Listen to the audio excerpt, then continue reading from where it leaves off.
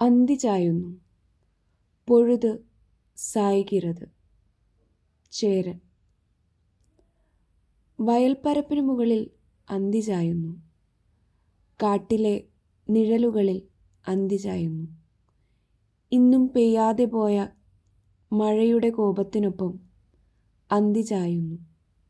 മണ്ണിൽ വീണുകിടക്കുന്ന നൂറുകണക്കിന് ഉടലുകൾക്കുമേൽ കരക്കടിഞ്ഞ മുറിച്ചു മാറ്റപ്പെട്ട ഒരു കാലിന്മേൽ അന്തി ചായുന്നു.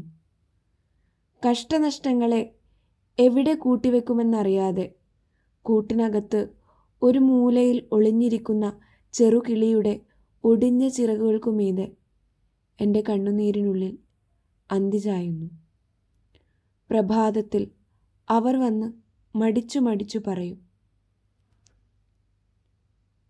ഉടൽ കണ്ടുകിട്ടിയില്ല.